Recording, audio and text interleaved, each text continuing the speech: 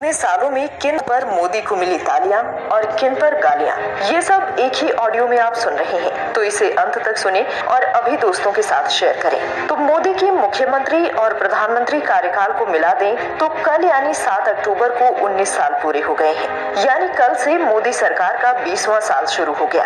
देश की राजनीति में मोदी राजनीति का दूसरा दशक बीतने को है। 7 अक्टूबर 2001 यानी ठीक 19 साल पहले मोदी ने गुजरात के मुख्यमंत्री पद की शपथ ली थी।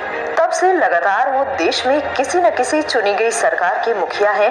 पहले गुजरात में और अब देश में वही सरकार है। नरेंद्र मोदी ने अपना सफर एक कार्यकर्ता के रूप में शुरू किया, वहां से मुख्यमंत्री बने और फिर प्रधानमंत्री।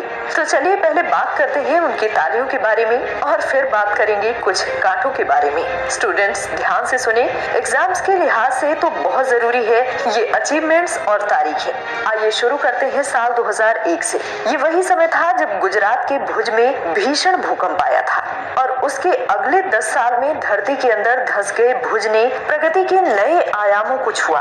ये सब नए मुख्यमंत्री मोदी की बागडोर में हुआ और उनकी खासी तारीफ भी हुई। साल 2003 में नरेंद्र मोदी ने पहले vibrant Gujarat global investors summit का आयोजन किया। समिट के दौरान $14 बिलियन के 76 MOU साइन किए। साल 2004 में उन्होंने गुजरात में बेटियों की पढ़ाई को बढ़ावा देने के लिए कन्या केलवड़ी योजना और शाला प्रवेशोत्सव प्रोग्राम की शुरुआत की। साल 2005 में राज्य में शिशुलिंग अनुपात में कमी को रोकने के लिए बेटी बचाओ अभियान लॉन्च किया। अभियान के बाद राज्य में बेटियों के जन्म दर में वृद्धि भी देखी गई। साल 2006 में गुजरात वासियों को ज्योतिग्राम योजना का तोहफा दिया। साल 2007 में नरेंद्र मोदी के नेतृत्व में बीजेपी ने तीसरा विधानसभा चुनाव जीता। मोदी गुजरात के सबसे लंबे समय तक सेवा करने वाले सीएम बने। साल 2008 में गुजरात की धरती पर टाटा नैनो का स्वागत किया, जिससे गुजरात कार मैन्युफैक्चरिंग का हब बना। साल 2009 में प्रदेश के आम लोगों के जीवन को आसान बनाने के लिए ई-ग्राम विश्वग्राम योजना का उद्घाटन किया।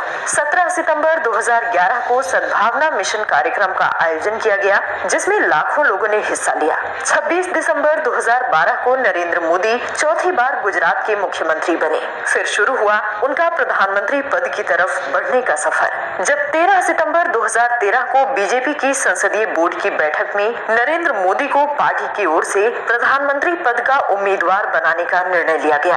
26 मई 2014 को नरेंद्र मोदी ने भारत के 15वें प्रधानमंत्री के रूप में शपथ ली और उसी साल जन धन योजना की शुरुआत की। पीएम मोदी की पहल पर 21 जून 2015 को दुनिया भर में पहला अंतर्राष्ट्रीय योग दिवस मनाया गया। साल 2016 में मोदी जी ने देश के लिए एक बड़ा फैसला लिया। भ्रष्टाचार, काले धन और जाली मुद्रा से लड़ने के लिए नोटबंदी की गई। डिजिटल इंडिया मुहिम के तहत भीम UPI लॉन्च किया गया। साल 2017 में एक देश एक कर प्रणाली GST लागू करवाया। 2018 में वो आयुष्मान भारत योजना लेकर आए और दुनिया की सबसे ऊंची प्रतिमा स्टैच्यू ऑफ यूनिटी राष्ट्र को समर्पित की गई। साल 2019 में नरेंद्र मोदी प्रचंड जीत के साथ लगातार दूसरी बार देश के प्रधानमंत्री बने और इसी साल देश में 3 तलाक कानून ले आए। साल 2020 में मोदी सरकार ने सही समय पर पूर्ण लॉकडाउन लगाकर कोरोना को महामारी बनने से रोकने का प्रयत्न किया। जन जन तक बीमारी से लड़ने की जानकारी पहुंचाई और लोगों को जागरूक किया। मोदी सरकार ने एक एक कर कई बड़े फैसले लिए, जिस कारण उन्हें इतिहास में जाना जाएगा। चाहे वो अनुच्छेद 370 हो या फिर राम मंदिर के भूमि पूजन में शामिल होकर श्री राम को दंडवत प्रणाम करना। नरेंद्र मोदी को इतिहास में एक सफल प्रधानमंत्री और एक बेहतरीन राजनेता के रूप में भी जाना जाएगा। लेकिन